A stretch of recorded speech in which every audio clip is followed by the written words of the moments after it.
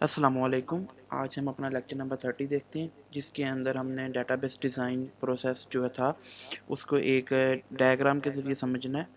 तो हम ये पहले चीज़ जो चैप्टर जब स्टार्ट किया था हमने उसमें भी कुछ चीज़ें देखी थी। तो वो था कि जो डिफरेंट स्टेप जो इन्वॉल्व हैं किसके अंदर स्टेज किसी डेटाबेस की जो डिज़ाइनिंग का स्टेज उसके जो एनालिसिस के अंदर जो मुख्तलिफ स्टेप इन्वॉल्व है ना, हमने सिर्फ उसकी बात की थी। कि मैं बताता हूँ हमने किसकी बात की थी। और जो 4 स्टेप पॉइंट हम पहले पढ़ के आए थे, हमने सिर्फ इस जगह पे बात की थी, ये वाली। ये समझ लें कि ये दोनों पॉइंट उसके अंदर ही आ जाते हैं। प्लानिंग एंड एनालिसिस, मतलब कि एनालिसिस करते हुए किसी भी डेटाबेस को बनाने के लिए जो हमने फर्स्ट में जो 4 पॉइंट डिस्कस किए थे वो यहाँ तक के थे। तो हम दोबारा एक पूरा एक ब्रीफली चीज़ को डिस्कस करते हैं। जो डेटाबेस डिज़ाइन प्रोसेस है ना, असल में ये है क्या। हम लोग इसमें जो डेटाबेस का जो मेजर ऑब्जेक्टिव जो होता है ना, डेटाबेस डिज़ाइन का जो मेजर ऑब्जेक्टिव ये होता है कि आपने अपने जहन के अंदर जो एक कंसेप्चुअल मॉडल बनाया है किसी भी चीज़ का, कि आपका जो कंसेप्चुअल मॉडल आपके जहन के अंदर है, आपको उसको इम्प्लीमेंट करना है। कि मैं बताता हूँ कि असल में ये है क्या। ये जो जगह है ना, ये वाला जो पॉइंट है, ये वाला, ये कंसेप्चुअल मॉडल है। ये क्या कंसेप्चुअल मॉडल है, ये मैप किसे कर रहा है, ये हमारे इस फेस को, मतलब कि जो हमारी थिंकिंग है उसे, और ये इम्प्लीमेंटेशन। मिसाल के तौर पर ये जो डेटाबेस को डिज़ाइन प्रोसेस है ना, ये दरमियान वाला जो पार्ट है, ये मैप कर रहा है, ये एक रास्ता दे रहा है, मतलब कि कनेक्ट कर रहा है किन्हें, दो चीज़ों को। एक हमारे जो हमारे दिमाग में कोई चीज़ है, मतलब कि जो हमारी जो कंसेप्चुअल है, कह लें कि मॉडल हमारे दिमाग में जो बना हुआ वो, और उसे इम्प्लीमेंट करने का, ये हमारा जो ये इम्प्लीमेंटेशन का ये एक रास्ता प्रोवाइड करता है। अच्छा, उसके बाद जी जो डेटाबेस डिज़ाइन जो एक है ना, ये एक पर्टिकुलर डेटाबेस बनाने के लिए हमें इनेबल कर देता, मतलब कि हम अपनी जो डेटाबेस डिज़ाइन प्रोसेस के बाद अपनी ना डेटाबेस एक बना सकते हैं। फिर हम डिज़ाइन के पूरा डिज़ाइन करते हैं, हम उसके अंदर जो जो स्टेप इन्वॉल्व होते हैं उनको करने के बाद हम एक डेटाबेस पूरी डिज़ाइन कर लेते हैं। अच्छा, जो डेटाबेस हम बनाते हैं ना, उसकी जो परफॉर्मेंस होती है वो इस तरह की होनी चाहिए कि वो जितने यूज़र हैं ना वो सबके लिए एक्सेप्टेबल हो। मतलब कि अगर एक बंदा रात सुबह 8 से 12 ड्यूटी कर रहा है, डेटाबेस उससे भी एबिलिटी दे कि आप भी इस्तेमाल करो डेटाबेस। अगर एक बंदा 12 से 4 दोपहर के काम कर रहा है वो भी डेटाबेस को यूज़ करे, जो रात को काम कर रहा है वो भी डेटाबेस यूज़ करे। ये ना हो कि वो भी जिस तरह लोड शेडिंग होती है हर घंटे बाद ही डेटाबेस बैठ रही है, मतलब कि इस तरह की परफॉर्मेंस ना हो। और जित एक ऑर्गेनाइजेशन है जी, अगर ये 10 ऑर्गेनाइजेशन एक डेटाबेस को यूज़ करें, सबके लिए वो एक्सेप्टेबल हो। अच्छा, उसके बाद जी डेटाबेस के लिए ज़रूरी है कि वो जो अप टू डेट हो रही हो, मतलब कि इस बात का, अगर एक बंदे ने आज न्यू बंदा आया फेसबुक अकाउंट बनाया, अगर वो कह दें जी फेसबुक अकाउंट अगर आपने बनाया है तो 1 महीने बाद हमारी डेटाबेस के अंदर वो डाटा जाएगा, रास्ते के अंदर कहीं रुकता रुकाता पहुँचेगा, तो फिर आप लॉगिन करेंगे। उसका तो मतलब है डेटाबेस का फ़ायदा ही कोई नहीं जी, 1 महीने बाद डाटा आना है। अगर बैंक की डेटाबेस इतनी स्लो हो कि आप चेक जमा करवा के जाओ, वो अपडेट कर दें, 2 महीने बाद आपका चेक क्लियर हो, तो फ़ायदा ऐसी डेटाबेस बनाने का। विच इससे अच्छा नहीं कि आप कागज़ों पे काम कर लो। डेटाबेस का मतलब ये है कि वो एक तो वो हमारे जो यूज़र्स हैं उनको कंप्लीट और अप टू डेट इन्फॉर्मेशन है। कंप्लीट का मतलब क्या, कि ये ना हो कि आधी चीज़ आज होगी, आधी कल होगी, आधी परसों होगी, इस तरह नहीं। डेटाबेस का काम है जी वो पूरी हमें अप टू डेट। असल में हम फिर समझ लेते हैं है क्या जी, इसके जो मेजर ऑब्जेक्टिव्स होते हैं ना डेटाबेस डिज़ाइन करने के, ये एक पहला ऑब्जेक्टिव तो ये है कि ये मैप करता है किसी हमारे कंसेप्चुअल मॉडल को और हमारे इम्प्लीमेंटेशन मॉडल को। कंसेप्चुअल क्या है जी, हमारे दिमाग में जो चीज़ें हैं। इम्प्लीमेंटेशन क्या है जी, जो हमने उसे बना लिया, उसे एक ऐसी फॉर्म के अंदर है जो हम यूज़ कर सकता है यूज़र।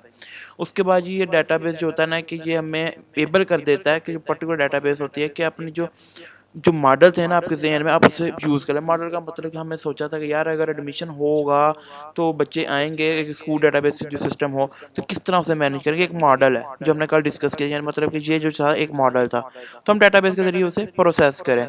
उसको उसकी परफॉर्मेंस के बारे में बात आती है कि वो एक्सेप्टेबल होना चाहिए। फिर वो आता है जी अप टू डेट इन्फॉर्मेशन होनी चाहिए, कंप्लीट इन्फॉर्मेशन होनी चाहिए और क्विकली और ईज़िली मिल जाए। मिसाल के तौर ये ना हो कि फेसबुक है जी, फेसबुक पे हमने लॉगिन करना है, हम पता नहीं क्या कुछ कर रहे हैं, कोई मंतर-शंतर पढ़ रहे हैं, फिर जाकर लॉगिन हो। ऐसा नहीं होना चाहिए कि सिंपल इतनी डेटाबेस अच्छी हो कि आप इज़िली कोई भी काम कर लो। अच्छा, इसके अंदर डिफरेंट फेसेस इन्वॉल्व होते हैं। सबसे पहले जी इसके अंदर जो इंटरप्राइज़ मॉडल है, व्हाट इज़ इंटरप्राइज़ मॉडल? आपके ज़हन में एक सवाल आता है जी, इंटरप्राइज़ मॉडल क्या है? जो इंटरप्राइज़ मॉडल होता है ना, वो जो इंटरप्राइज मॉडल होता है ना कि उसके अंदर एक इंटरप्राइज आती है। What is enterprise? जिसके अंदर आपका पूरे हायरार्की होती है जी। इंटरप्राइज होता क्या है? आप पहले इंटरप्राइज देखो। जो ये इब्राहिम फाइबर है ना, वो एक इंटरप्राइज है। जो सतारा वाले वो भी इंटरप्राइज, उसमें आपके एक एचआर होता है, उसके बाद फाइनेंस डिपार्टमेंट होता है, एम्प्लॉय होते हैं, वर्किंग हो रही होती है, ये वो सब कुछ को एक जगह पे मैनेज किया जा रहा होता है। ये एक इंटरप्राइज की खसूसियत होती है। अब कोई भी सॉफ्टवेयर बना सकता है, ये नहीं बस इंटरप्राइज का एक नाम दे दिया गया। मतलब कि जो आप बिजनेस एरिया के ऊपर रह के काम करते हैं ना, मतलब कि मैं जाता हूँ सतारा वालों के पास या इब्राहिम वालों के पास या किसी कॉलेज के पास या किसी स्कूल के या बोर्ड वालों के पास या नादरा वालों के पास, हमने डाटाबेस आपके बनाते हैं। जो वो कहते हैं हमने डाटाबेस चाहिए, ये होना चाहिए, हमें ऐसे होना चाहिए, हम सारा कुछ उनसे जो बात करते हैं ना, वो एक इंटरप्राइज मॉडल। मतलब कि हम इंटर पूछते हैं कि आपका एक फाइनेंस डिपार्टमेंट है, वो कहता है जी। वो कहते हैं जी हमारा एक एडमिशन का डिपार्टमेंट है, कहते हैं ठीक है। एक हमारे टीचर वाले हैं जी, कॉलेज के सिस्टम में एक टीचर है जी, वो हो गया हमारे। उसके बाद ये एग्जामिनेशन वाले हैं जी, हम कहते हैं ठीक है जी। उसके बाद वो कह देते हैं जी हमारा जो एक ऐसा डिपार्टमेंट है जो सबको मैनेज करता है, मतलब कि वाइस चांसलर एडमिनिस्ट्रेशन, हम कहते हैं ठीक है जी। मतलब कि ये छोटे छोटे पार्ट से हम उनको एक मॉडल बनाते हैं कि जो टीचर वो प्रिंसिपल जो एडमिनिस्ट्रेशन वाले वो क्या करते हैं, उसका किसके साथ लिंक है, दूसरे का किसके साथ लिंक है, तीसरे का, ये सारा एक प्लानिंग और एनालिसिस के अंदर आता है। हम सबसे पहले प्लानिंग देते हैं। प्लानिंग के अंदर क्या क्या चीज़ें आती हैं? असल में जो इंटरप्राइज मॉडल है ना, इसके दो पार्ट हैं, ये प्लानिंग एंड एनालिसिस। अब देखते हैं कि प्लानिंग और एनालिसिस के अंदर क्या क्या चीज़ें आती हैं जी। प्लानिंग जब स्टार्ट की जाती है ना, सबसे पहले कस्टमर जो रिक्वेस्ट करता है कि मुझे एक डाटाबेस बना के दी जाए। हमने पहले भी चीज़ें ये सारी पढ़ी हुई हैं, एक दफ़ा फिर आपको बता दूँ। हमने प्लानिंग के अंदर पहले 4 पार्ट पढ़े थे प्लानिंग और एनालिसिस में। यहाँ पे सिर्फ 2 स्टेप के अंदर वो बात को कवर अप करा। इससे पहले एक फिजिबिलिटी भी होती है, यानी कि ये देखें आप चैप्टर के शुरू में जाएँ तो फिजिबिलिटी स्टडी हमने देखी थी, रिक्वायरमेंट देखी थी, प्रोजेक्ट प्लानिंग और डाटा एनालिसिस, ये कुछ चीज़ें हमने देखी थी। तो ये हर जो भी बनाया जाएगा, अगर वो आपका कोई रोड बन रहा है या सॉफ्टवेयर बन रहा है, इन सब के लिए ये सेम ही होती हैं। अच्छा, आपने कभी सुना होगा, कभी कंस्ट्रक्शन का होता है, फिजिबिलिटी हो रही जी, वो कभी कभार आपने अपने इलाकों में भी देखा, जब रोड बनता है वो एक बहुत बड़ा पैमाना सा लेके फिर रहे होते हैं, इनकी स्टेप नंबर बड़ा सा, वो रोड नापते हैं जी कितनी चौड़ाई है, कितनी लंबाई है, हमने कहाँ तक ईंटें लगानी है, कितना ज़मीन से उठाना है। तो ये एक फिजिबिलिटी स्टडी होती है, फिर वो बजट रखते हैं, फिर वो चीज़ बनती है। इसी तरह यहाँ पे होता है। सबसे पहले कस्टमर आता है, आगे कंपनी को कहता है जी मुझे डाटाबेस डिज़ाइन करके दें। फिर वो कहता है जी मेरी डाटाबेस के अंदर ये चीज़ें होनी चाहिए। मतलब कि वो बिज़नेस के लिहाज से अपनी चीज़ को बता देता है। हम इसे बिज़नेस मॉडल भी कह लेते हैं। इंटरप्राइज मॉडल को क्या कहते हैं? बिज़नेस मॉडल भी कहते हैं। ये एमसीक्यूज़ के तौर पर आप लोगों ने याद रखना है कि इंटरप्राइज मॉडल को हम बिज़नेस मॉडल भी कहते हैं, कि बिज़नेस में क्या-क्या चीज़ें इसके अंदर इन्वॉल्व हो रही हैं। हमारे जो इंटरप्राइज है या कोई भी जगह है, कॉलेज है, स्कूल है, हॉस्पिटल है, इसमें कौन-कौन से पार्ट्स हैं, ये किन-किन चीज़ों के लिए सॉफ्टवेयर डिज़ाइन, डाटाबेस डिज़ाइन करनी है। उसके बाद जी हम देखते हैं जी जो एक्टिविटीज़ जो these activities are used to identify the resources. अच्छा जी, उसके बाद जी सिस्टम को डेवलप करने के लिए हमें कौन-कौन से रिसोर्सेज रिक्वायर होते हैं जी, हमें कितना टाइम चाहिए पूरा सिस्टम बनाने के लिए, हम इसको आइडेंटिफाई करते हैं। मतलब रिसोर्सेज वही बात आ गई। अगर हम रोड के लिहाज से देखें जाएँ जी, कितने पैसे लगने हैं, कितना पत्थर पड़ना है, कितना सीमेंट वो लुक वगैरह चाहिए, को जो चारकोल वगैरह होता है जी। अगर सॉफ्टवेयर के लिहाज से देखा जाए, हमें कौन सा कंप्यूटर चाहिए, कौन सी हमें सिर्फ विंडोज़ यूज़ करनी है जी। अगर हमने विंडोज़ यूज़ करनी है जी, आपके आपके ए जो आपके लोअर लेवल के आप बच्चे हो ना, अभी आप इंटरमीडिएट तक, उस लिहाज से आपको चीज़ें डिस्क्राइब कर रहा हूँ। अगर आप विंडोज़ यूज़ करेंगे तो कौन सी करेगा विंडो आपने बाय करके लेनी है जी। सॉफ्टवेयर अगर आपने यूज़ करना है, कोई बाय करके लेना है जी, या फिर पाकिस्तानियों की तरह चोरी सॉफ्टवेयर यूज़ कर लेना है, कोई कॉपीराइट वगैरह। अगर हमने किसी से इन्फॉर्मेशन कलेक्ट करनी है, हमने चोरी लेनी है जी, खुद जाके कलेक्ट करनी है। ये सारा कुछ इसके अंदर। टाइम कौन सा रखना है जी, अगर टाइम बढ़ गया सॉफ्टवेयर बनाने का तो उसका बजट पे क्या इफेक्ट होगा जी। अगर हमारा सिस्टम किसी टाइम वो बंद हो गया, उसका क्या इफेक्ट आएगा। वो सारा कुछ इसी के अंदर आता है, प्लानिंग के अंदर। तो हम देखते हैं एनालिसिस के अंदर जी, एनालिसिस एक ऐसा पार्ट है जिसके अंदर जो हमने ये पहले भी एक दफ़ा डिस्कस किया था कि एनालिसिस के अंदर क्या करते हैं। मतलब कि आपका जो सॉफ्टवेयर है, मतलब जिसके लिए आप डाटाबेस बना रहे हैं, हम देखते हैं कि उस जो बिज़नेस मॉडल है या वो जगह है, उसके अंदर पहले कौन सा सिस्टम चल रहा है। मैंने पहले ही बताया था, सिस्टम का मतलब ये नहीं है कंप्यूटर सिस्टम या सॉफ्टवेयर। इसका मतलब ये है कि वो पहले काम कैसे कर रहे हैं। मतलब कि कॉलेज है, अगर उसके अंदर हम सिस्टम बना रहे हैं, हम पूछते हैं कि आप लोग जो रिजल्ट बनाते हैं वो कैसे बनाते हो। वो कहता है जी टीचर पेपर लेता है, पेपर चेक करता है, उसके बाद वो रिज़ल्ट है जी वो कागज़ पे लिख के वो देता जाके रियाज़ साहब को, जो हमारे एग्ज़ामिनेशन के हैं। तो वो अपना रजिस्टर के ऊपर लिख लेते हैं। उसके बाद जब रिज़ल्ट कार्ड बनाया जाता है, वहाँ से फिर रिज़ल्ट कार्ड डिज़ाइन होते हैं जी, उनके ऊपर लिखा जाता है, फिर बच्चों को रिज़ल्ट कार्ड प्रिंसिपल साहब साइन करके आपको दे देते हैं। तो अच्छा। तो ये एक बिजनेस है, ये एक पुराना करंट सिस्टम जिस तरह का वो चल रहा है, जैसे भी सिस्टम का मतलब है कि काम हो रहा है जी, कैसे भी हो रहा है, कंप्यूटर के जरिए किया जा रहा है जी, कागजों पे किया जा रहा है, काम चल रहा है। अच्छा, उसके बाद फिर हम देखते हैं कि यार इस सिस्टम के अंदर कौन सी चीज़ें न्यू लेके आनी है। अच्छा, उसके बाद इसका जो इम्प्रूवमेंट क्या होगी, इसे किस किस की इम्प्रूवमेंट है चाहिए। अब जब पता लगे जी इस हमारे कॉलेज में तो कंप्यूटर सिस्टम है ही नहीं इस तरह का कोई सॉफ्टवेयर, तो हमें तो सारा कुछ बनाना है। इम्प्रूवमेंट क्या, हमें हर चीज़ इसके अंदर बनानी पड़नी है जी। हम क्या काम करेंगे, कौन सा ऑपरेशन पहले प्रोवाइड करें, कौन सा ना करें, अगर हमने फीसों का पहले दे दिया जी या फिर रिजल्ट वाला पार्ट पहले सॉफ्टवेयर का दें, मतलब कि सारा कुछ इसी के अंदर आता है एनालिसिस में कि अगर सॉफ्टवेयर का ये पार्ट पहले दे दिया जी, जिस तरह आप लोगों को वो मेडिसिन वगैरह मिलती है वो आपके लिए इतनी ज़रूरी नहीं है जितना ज़रूरी आपका रिजल्ट कार्ड बनना है। आपका रिजल्ट टाइम के ऊपर कंप्यूटर सिस्टम के अंदर जाए, आपका result card within the 1 hour या 2 आवर आपको हाथ के अंदर आपके आ जाए, ना कि वो जो मेडिसिन का चक्कर है जो आपके कॉलेज आपको मेडिसिन वगैरह मिल जाती है वो इतना ज़रूरी नहीं है ये चीज़। अच्छा, ये भी एनालिसिस के अंदर ही आता है। उसके बाद डाटाबेस डिज़ाइन। अच्छा जी, अब यहाँ पे आ गए जी ये कंसेप्चुअल मॉडल डाटाबेस, इसके दो पार्ट हैं जी, एक लॉजिकल डाटाबेस डिज़ाइन, एक फिजिकल डाटाबेस डिज़ाइन। अब लॉजिकल डाटाबेस डिज़ाइन के अंदर क्या चीज़ आती है जी, और जो है फिजिकल डाटाबेस डिज़ाइन उसके अंदर क्या आता है, इसको हम एक डायग्राम के ज़रिए समझने की कोशिश करते हैं, जो मैंने अभी डाउनलोड की है। एक मिनट, ये देखें जी। अब फिजिकल डाटाबेस डिज़ाइन के अंदर क्या क्या चीज़ें आती हैं और लॉजिकल डाटाबेस डिज़ाइन के अंदर क्या क्या चीज़ें आती हैं। सबसे पहले लॉजिकल के अंदर तक क्या आता है, हम लोग जब एनालिसिस कर लेते हैं, प्लानिंग बनाने के बाद एनालिसिस कर लेते हैं, तो हम लोग सबसे पहले उस अपना जो सॉफ्ट हमें जो इन्फॉर्मेशन मिलती है किससे जी, अपने कस्टमर से कम्युनिकेट करने के बाद एक विन विन पोजीशन की तरफ मूव करने के बाद हम पूछते हैं, हम फिर आपस में बैठते हैं जी, हम वहाँ से एंटिटीज निकालते हैं। मतलब कि हमें पता लगा ये कॉलेज है तो वहाँ पे टीचर होंगे जी, वहाँ पे क्लर्क होगा, वहाँ पे स्टूडेंट होंगे, वहाँ पे एक फ़ी का मामलात होंगे, वहाँ पे कोर्स के मामलात होंगे, वहाँ पे आपकी मेडिसिन के कुछ मामलात होंगे, आप लोगों ने कब एडमिशन लिया, इस तरह की कुछ इन्फॉर्मेशन वो होगी। फिर हम उनमें से एंटिटीज निकाल लेंगे। लॉजिकल के अंदर मैं बात करूँ, एंटिटीज निकालेंगे, एंटिटीज पता लगी स्टूडेंट एक एंटिटी होगी, एक क्लर्क एंटिटीज होगी, उसके बाद एक फ़ी सेक्शन हो, फ़ी की एंटिटीज होगी, एक आपके कोर्स की एंटिटी होगी, टीचर की एंटिटी होगी, एक एडमिनिस्ट्रेशन की एंटिटी होगी। ये 4-5 एंटिटीज बन गई। फिर एक एंटिटी का दूसरी एंटिटी के साथ क्या रिलेशनशिप है वो आ गया जी, एक स्टूडेंट का टीचर के साथ कैसा रिलेशन, हमने जो पहले ये चीज़ें कल देखी हैं जी, ये वाली, ये देखें जी, स्टूडेंट कैसे किस ग्रुप में अप्लाई कर रहा है, स्टूडेंट कौन सी फीस दे रहा है, ये सारा कुछ इसी के अंदर आएगा।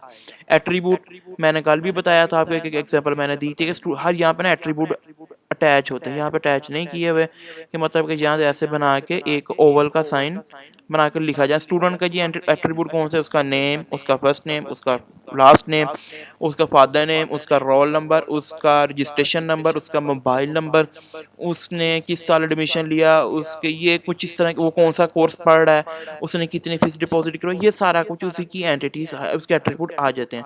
यूनिक आइडेंटिफायर जी, स्टूडेंट जो एंटिटीज़ हैं उनको हम कैसे आइडेंटिफाई करेंगे, मतलब कि स्टूडेंट को अगर 1 लाख स्टूडेंट है जी बोर्ड फैसलाबाद वालों के पास, उनको आइडेंटिफाई कैसे किया जाएगा जी, उनको उनके रजिस्ट्रेशन नंबर या रोल नंबर से आइडेंटिफाई किया जाएगा। ये यूनिक आइडेंटिफायर आ गया। टीचर्स के लिए आइडेंटिफायर क्या होगा जी, उनको उनके CNIC नंबर से या फिर उनका जो एम्प्लॉय नंबर होता है, जब आप गवर्नमेंट जॉब पे जाते हैं या प्राइवेट, उनको एक नंबर दिया जाता है किसी भी ऑर्गेनाइजेशन की तरफ, उससे उनको आइडेंटिफाई किया जाएगा। तो ये चीज़ें।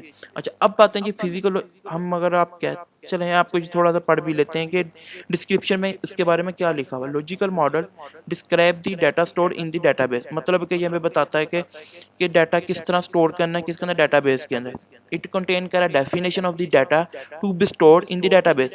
डेफिनेशन किसकी रख रहा है, डाटा की, कि डाटा के अंदर वो कौन कौन सी चीज़ें स्टोर करें। मिसाल के तौर पर हमने बात करी एंटिटीज़ की रिलेशनशिप की, जो जो डाटाबेस में स्टोर हो रहा है उनकी डेफिनेशन। उसके बाद कुछ रूल्स, कुछ इन्फॉर्मेशन, रूल्स का मतलब क्या, रिलेशनशिप इन्फॉर्मेशन, उस स्ट्रक्चर के बारे में जी, वही जो हमने बातें की हैं, रिलेशनशिप क्या है जी, 1 to many है, many to 1 है, इस तरह की कुछ बातें जो इसके अंदर रखी जाती हैं। अब फिजिकल डाटाबेस के अंदर क्या आता है जी, अब फिजिकल के अंदर आपका टेबल्स बनाए जाते हैं, एक टेबल का दूसरे टेबल जो रिलेशनशिप था जी, मतलब कि जो एंटिटीज थी उनको टेबल के अंदर ले जाते हैं, रिलेशनशिप को फॉरेन की के अंदर ले जाते हैं, एट्रीब्यूट को कॉलम बना दिए जाते हैं, यूनिक आइडेंटिफायर को प्राइमरी की डिफाइन कर दिया। पहले लॉजिकल के अंदर ये 4 चीज़ें होती हैं जी, एंटिटीज मतलब कि डायग्राम होती क्या, ये डायग्राम ऐसे होती है या फिर ऐसे कोई डायग्राम होती है। जब फिजिकल के अंदर जाते हैं तो फिर उसको एक डेटाबेस की फॉर्म में लेना, टेबल्स बना दिए जाते हैं। एंटिटी का मैंने बताया हर एंटिटी का एक टेबल होता है। रिलेशनशिप मतलब फॉरेन की जोड़ दी जाती है, एक एंटिटी का दूसरी एंटिटी क्या रिलेशन है, एक टेबल दूसरे टेबल से कैसे कनेक्ट होता है, फॉरेन की के जरिए होता है। हमने पहले बातें कर ली हैं जी। उसके बाद हर एंटिटी के कुछ एट्रीब्यूट होते हैं, मतलब के उनके कॉलम्स बनेगा। हर टेबल के अंदर को 5-10 कॉलम होंगे। एक एंटिटी अगर स्टूडेंट की एंटिटी में 5 कॉलम है जी, इसका मतलब उसके 5 एट्रीब्यूट हैं। उसके बाद यूनिक आइडेंटिफायर का मतलब क्या जी, प्राइमरी की मतलब कि उसका रोल नंबर या उसका रजिस्ट्रेशन नंबर जिसके ज़रिए उनको आइडेंटिफाई करना है। अच्छा, ये हो गया हमारा फिजिकल वाला पार्ट। अच्छा, अब जो हमारा अगला पार्ट है वो है इम्प्लीमेंटेशन का, जिसे हम टेक्नोलॉजी मॉडल कहते हैं। मसलन कि आप लोगों ने जो डेटाबेस डिज़ाइन की है, जो उसे इम्प्लीमेंट कर लिया जाता है, उसके बाद उसे इम्प्लीमेंट करने का मतलब उसको पूरा बना लिया जाता है, बन पहले यहाँ जाती है, उसके बाद उसे डिप्लॉय कर दिया जाता है। मतलब क्या, हम मैंने अपने सिस्टम पे एक ऐप बनाई है, कुछ भी काम के डेटाबेस बनाई, मैं जाके जिस कस्टमर को देनी वहाँ पे जाके डिप्लॉय कर देता हूँ उनके सिस्टम के ऊपर। फिर जो उनको इंस्टॉल करके देना, जो भी चीज़ें ज़रूरी होती हैं सबको करने के बाद यूज़र को उसका यूज़र नेम पासवर्ड बताता, फिर उसे वो यूज़ करना शुरू करते हैं जी। ये एक है। अच्छा, उसके बाद अगर अच्छा, उसके बाद कुछ अगर सम टाइम ये होता है कि अगर डेटाबेस को सर्वर की ज़रूरत पड़ जाती है, क्योंकि हो सकता है कि एक बैंक की डेटाबेस है जी, जो बैंक की डेटाबेस की तो 500-700 ब्रांचेस हो सकते हैं, उन सबको सर्वर की ज़रूरत होती है कि डेटाबेस सर्वर पर पड़ा हो, सेंट्रलाइज हो या डिसेंट्रलाइज हो। ये हम लोग पहले बातें भी कर चुके हैं, हम फिर इसी के अंदर इस चैप्टर में बातें फिर करेंगे। सेंट्रलाइज क्या होता है, डिसेंट्रलाइज आप लोगों को पहले भी पता है इन चीज़ों का। उसके बाद सर्वर की ज़रूरत हो सकती है, सम टाइम हमें नेटवर्क की ज़रूरत पड़ जाती है। मसलन के एक कॉलेज बोर्ड है, बोर्ड कहता है जी आपके जितने भी फैसलाबाद के कॉलेज हैं सबको एक ही डेटाबेस होगी, वो डेटाबेस हम लोग देंगे, वो हमारे पास कनेक्टेड होगी। तो हम कैसे वो हार्डवेयर इंटरनेट दे देते हैं जी, उसके ज़रिए हमें डिवाइस की ज़रूरत होती है, वो सब के ज़रिए हम काम हो जाता है। उसको मल्टीपल लोकेशन का मतलब ये जी, मुख्तलिफ लोकेशन के ऊपर काम हो रहा है, उन सबको नेटवर्क के ज़रिए कनेक्ट कर दिया जाता है। तो नेटवर्क के ऊपर जो जितना भी डाटा आ रहा होता है मुख्तलिफ कॉलेजेस का या किसी भी जगह का, तो वो एक सर्वर के अंदर स्टोर कर लिया जाता है। ये हम लोग पहले बातें कर चुके हैं फर्स्ट ईयर के अंदर। आप लोगों को पता है कि सर्वर क्या होता है, जो नेटवर्क हार्डवेयर क्या कंपोनेंट होते हैं जी, कौन कौन सी चीज़ें आती हैं, सब कुछ आप लोगों को ऑलरेडी पता है। अब डेटाबेस रिपोजिटरी क्या होती है जी, डेटाबेस रिपोजिटरी की डेफिनेशन यहाँ पे नहीं लिखी, आपको सिर्फ जितनी आपको ज़रूरत है आप लोगों को सिर्फ उतनी मैं बता देता हूँ। डेटाबेस रिपोजिटरी का मतलब ये है कि डिफरेंट एरियाज़ के अंदर ना, मतलब कि एक आप इस तरह समझिएगा बोर्ड है, फैसलाबाद बोर्ड। इसके कोई 40-50 या 100-200 कॉलेजेस हैं, जो 100 या 200 कॉलेजेस हैं जो इसके ज़रिए इसके अंदर कनेक्टेड हैं, एक डेटाबेस यूज़ कर रहे हैं वो। तो हर कॉलेज अपना अपना काम कर रहा है, यानी डिफरेंट जगह बैठ के काम कर रहा है। तो जो हमारा जो डेटाबेस है ना, वो सेंट्रलाइज है, मतलब कि सिर्फ बोर्ड के अंदर पड़ी है। मतलब है कि ये एक कॉलेज है, ये दूसरा कॉलेज है, ये तीसरा कॉलेज है, और डेटाबेस यहाँ पे पड़ी हुई है। हम मैंने आपको बताया डेटाबेस का साइन क्या होता है, आप लोगों को ऑलरेडी पता है, थोड़ा इस तरह गोल से करके बना होता है। तो ये सारे इसके अंदर कनेक्टेड है। तो इसका मतलब कि हर जो सिस्टम है ना, उसकी जो डेटाबेस है वो एक ही है, वो सारी की सारी सेंट्रलाइज है। तो रिपोजिटरी का मतलब ये है कि इधर से जो डाटा आ रहा है ना इस सिस्टम के अंदर, उसकी एक इन्फॉर्मेशन रखी जाती है।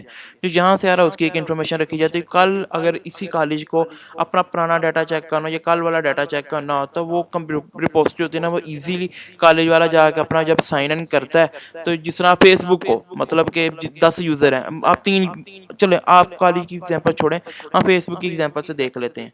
एक बंदा यहाँ पड़ा बैठा है, एक बंदा ये फेसबुक चला रहा है, एक बंदा अपनी फेसबुक चला रहा है, सबका डाटा एक जगह के ऊपर पड़ा हुआ है। आप कल लॉग इन करते हैं या आज लॉग इन करते हैं, तो आपको वो आपको आप अपना यूज़र नेम देते हैं जी, आपका सारा डाटा उठा के आपके सिस्टम के ऊपर शो करवा दिया जाता है। ये कहाँ से है, ये रिपोजिटरी के ज़रिए। रिपोजिटरी एक ऐसी चीज़ होती है कि जहाँ पे इन्फॉर्मेशन पड़ी होती है कि इस बंदे की जो डिटेल है ना, मतलब इस बंदे की जो डिटेल है वो डेटाबेस के अंदर इस जगह पड़ी है, वो जल्दी जल्दी उठा के ला के दे देता है। ये नहीं होता है कि उसको पूरा महीना या पूरा साल बैठ के सर्च करनी पड़ती है फिर वो देता है। तो ये एक डेटाबेस रिपोजिटरी की एक अच्छी बात है कि जिसके ज़रिए डाटा बहुत स्पीडली आप लोगों को मिल जाता है। इस तरह इसी तरह बात है, इस रिपोजिटरी की आप समझाने की कोशिश कर रहा हूँ कि रिपोजिटरी की बेनिफिट क्या होता है। ये डेटाबेस की एक रिपोजिटरी है कि इन्फॉर्मेशन क्या वो रिकॉर्ड रखता है कि वो किसका कौन सी इन्फॉर्मेशन वो इजीली असेस हो जाती है। अच्छा, उसके बाद ये हमारा टॉपिक तो कंप्लीट हुआ, लेकिन आपको मैं कुछ चीज़ें, एक तो बच्चे ये आपने लाजमी याद रखना और ये लिखना भी है। ये आप लोगों को मैंने दे दूँगा कि लॉजिकल और फिजिकल में क्या डिफरेंट है जी। ये चीज़ें आपने अपने हर सवाल के अंदर लिखनी है। जो सवाल आप लिखोगे उसके जवाब में ये आपके पास ये लाजमी होनी चाहिए। एग्जाम्पल के तौर पर लिख देना, like, entity, relationship, attribute, physical में जाकर ये लिख देना। अच्छा, उसके बाद आते हैं ये एक कंसेप्चुअल में, लॉजिकल में और फिजिकल में डिफरेंट क्या होता है जी। कंसेप्चुअल मॉडल मतलब है कि आपका जो प्लानिंग मॉडल है, एनालिसिस मॉडल है, वो क्या है जी, उसके अंदर ये देखें जी, एक टाइम है, प्रोडक्ट है, सेल्स और स्टोर का हम छोटे छोटे बड़े बड़ा ब्रॉड मैंडेड एक डिज़ाइन अपने जहन के अंदर लेके आते हैं जी। फिर उसके अंदर बता दें ये टाइम है जी, एक प्रोडक्ट, जिस तरह हमें स्कूल वाले कह दें, ये कॉलेज वाले कह दें, एक टीचर है, एक स्टूडेंट है, एक क्लर्क है, एक एडमिनिस्ट्रेशन प्रिंसिपल है, ये 4-5 लोग हैं जी, हम उसका फिर कनेक्शन बना लेते हैं इससे छोटा सा, बस समझ लगी इस बात की। जब हम आते हैं अपने लॉजिकल के अंदर, फिर मैंने आपको बताया उसमें एंटिटीज, यहाँ पे एंटिटीज आ चुकी हैं ऑलरेडी, मैं पता लग गया। फिर एंटिटी के अंदर उसके एट्रीब्यूट, ये एट्रीब्यूट आ गए सारे। ओके, अच्छा उस नहीं, ये एट्रीब्यूट आ गए, ये उसके फंक्शंस आ गए, जब प्रोग्रामिंग करेंगे फिर आपको बताऊंगा फंक्शंस क्या होते हैं जी। ये उसके एट्रीब्यूट आ गए जी, ये एट्रीब्यूट आ गए, ये एट्रीब्यूट आ गए जी, ये एट्रीब्यूट आ गए। फिर उसके बाद उसके फंक्शंस आ गए थोड़े बहुत, जो सारा कुछ यहाँ पे लिख दिया गया। ये लॉजिकल के अंदर मतलब कि एंटिटीज आ गई, उसके रिलेशनशिप आ गए, उसके एट्रीब्यूट आ गए, और इसकी जो आईडी है, मतलब यार की आईडी पता लग रही है, ये फॉरेन की लिखा, फॉरेन की एफ के, फॉरेन की एफ के, फॉरेन की एफ के। स्टोर आईडी का मतलब क्या, प्राइमरी आईडी है। स्टोर आईडी का, प्रोडक्ट आईडी का मतलब क्या, प्राइमरी की है जी, यूनिक आइडेंटिफायर क्या। डेट का मतलब क्या, यूनिक आइडेंटिफायर। जब बात है फिजिकल के अंदर, हम मैंने आपको फिजिकल में बताया टेबल्स बनाए जाते हैं, ये देखें जी, आगे सारी इन्फॉर्मेशन आ गई है, डेट एंड टीजर टाइप का होगा जी, जो डेट डिस्क्रिप्शन होगी वार चार की, इस तरह की कुछ इन्फॉर्मेशन उसके अंदर आ जाती है जी। अच्छा, उसके बाद एक और डायग्राम है जी, वो डायग्राम सबसे ज़्यादा इंपॉर्टेंट है जी। ये इसे आपने याद रखना है कि कंसेप्चुअल जो डायग्राम होती है जी, उसके अंदर एंटिटीज़ आ सकती हैं, एंटिटीज़ के नेम हो सकते हैं, या उसके रिलेशनशिप हो सकते हैं। मिसाल के तौर पर जो आप ऑलरेडी मैं आपको दिखा चुका हूँ, आपको एक यहाँ पे ओपन कर लेते हैं एक डायग्राम छोटी सी, यहाँ पे देखें जी। जो कंसेप्चुअल तो हमने यहाँ से देखी थी, सिर्फ कंसेप्चुअल आप पहले यहाँ देख लें। कंसेप्चुअल के अंदर सिर्फ एंटिटी का नाम है और उसका रिलेशनशिप है, देख लिया आपने। अच्छा जी, उसके बाद जो लॉजिकल है जी, लॉजिकल का एंटिटी का नाम होता है, उसका रिलेशनशिप, एट्रीब्यूट, प्राइमरी की और फॉरेन की।